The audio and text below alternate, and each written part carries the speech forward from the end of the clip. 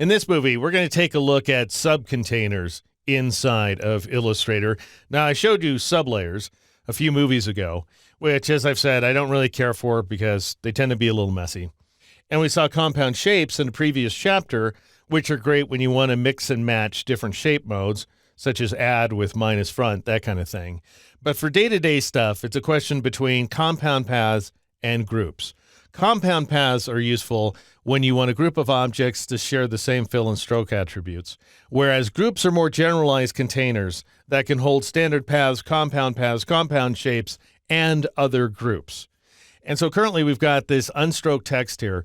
Ultimately, however, we want it to look like this, so that all the letters are stroked with black or with white in a nice legible fashion so that the strokes don't interrupt each other. And as things stand right now, that's not the effect we'd get, and I'll show you what I mean. I'll go ahead and switch back over to the ungroup text, and just to make it easier to select, I will Alt-click or Option-click in the lock column for this text layer. And that way, I can just go ahead and marquee these purple bird letters right there, and I'll press Control-H or Command-H on the Mac in order to hide the anchor points.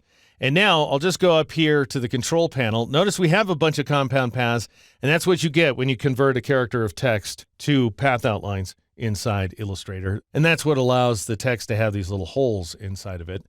And so I'm just going to change the stroke weight here to 2.5 points, like so. And I'll make sure that we have black selected for the color, which we do. And then I'll click on the word stroke, and I'll switch the stroke to outside. So we're going to align the stroke to the outside, like so. And then I'll go ahead and change the corner to a round join. And while that looks pretty good, that's not the effect I want, because notice each and every one of the letters is overlapping the letter before it. What I want is a shared stroke, as we're seeing in this example here. All right, so I'm going to go ahead and switch back over here. What we need to do is group the letters together. And to demonstrate how that works, I'll just go ahead and press Control-Z or Command-Z on the Mac a few times in order to restore the original version of the document. What a lot of folks do is they establish groups and subgroups. So in other words, after I get done locking down all the other layers by Alt or Option clicking in that second column in front of the text layer, a lot of folks will just go ahead and say, okay, these guys want to be grouped together, and I'll press Control-H or Command-H on the Mac to bring back the anchor points just so that you can see I have all these letters selected.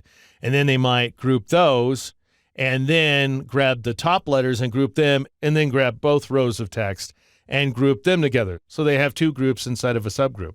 Well, let me show you what that looks like over here with the word abilities. So let's say, obviously, I've made a kind of mistake because the IES colon are the wrong color, but I'll just go ahead and marquee these letters and press Control-H or Command-H on the Mac to hide their anchor points. And then I'll twirl open the text layer, and you can see it's kind of a mess with just too many items inside of it, including all these letters here down near the bottom of the stack. If I go to the Object menu and choose Group, or of course I can press Control-G or Command-G on the Mac, then I have this thing called a group, by the way, that I can twirl open to access all the items inside of it, which has its advantages, but that's not the way I'm going to go, and let me show you why. I'll press Control-Z or Command-Z on the Mac to undo that change, and even though these guys are a bunch of compound paths, I can put them into a single compound path. I can basically fuse them into one compound path as opposed to putting a bunch of compound paths into another container. And so notice if I go to the Object menu, choose Compound Path, and choose Make, or you've got that keyboard shortcut of Control-8, Command-8 on the Mac. The 8 is significant in that it is the ultimate compound path with two holes in it. I'll go ahead and choose that command, and notice what happened to the IES colon. They joined ranks with the other letters because you can only have one set of fill and stroke attributes associated with a compound path. Also notice here inside the Layers panel, it does not twirl open, and that's because insofar as Illustrator is concerned, this is one path outline with a bunch of subpaths inside of it. If you want access to the subpaths, you can switch to the wide arrow tool, of course, or possibly more easily, you can just double-click on one of these letters, and now notice each one of these items, I'll press Control-H or Command-H on the Mac to bring back the anchor points. Each one of these items is its own subpath now. So we don't have a bunch of compound paths inside of another one. We just have one compound path, which has a certain sleekness and elegance as we're about to see. Anyway, I'll just go ahead and escape out. and I'll grab this guy right there. And as opposed to marqueing all these other path outlines, all I have to do is click on Select Similar Objects to select all those guys, and then I'll combine them into a single compound path. Witness here in the Layers panel that there's a ton of paths working together here.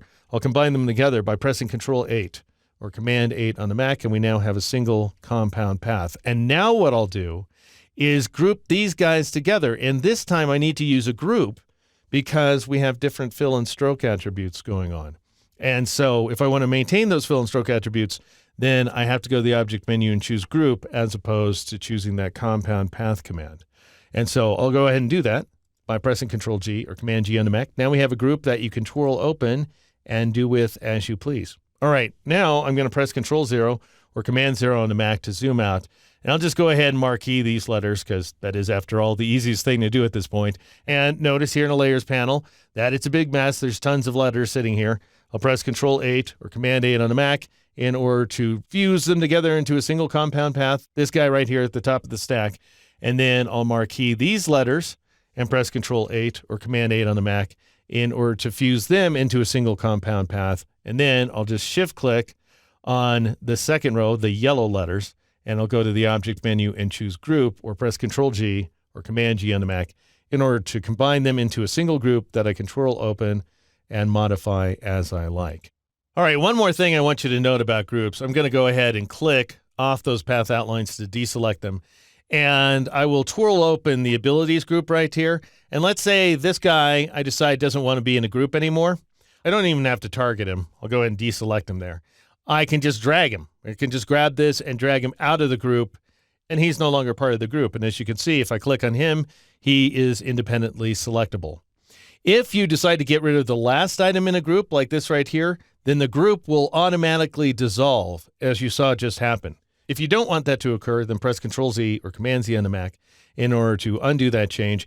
And if you then decide you want this guy to be part of this group, you can just drag him and drop him onto it, and now he's in that first group, which is no good. That's not what I want. So I'll press Control-Z or Command-Z on the Mac to undo that change, and instead I'll drag him and drop him into this group. And I can even change the stacking order of items inside of individual groups just by dragging them here inside the Layers panel. After which point, I'll go ahead and press Control-Shift-A or Command-Shift-A on the Mac to deselect my artwork. All right, so that's the primary distinction between compound paths, which are sleek, elegant, and possess shared fill and stroke attributes, and groups, which are free-for-all containers. But there's more, as we're about to see in the next movie.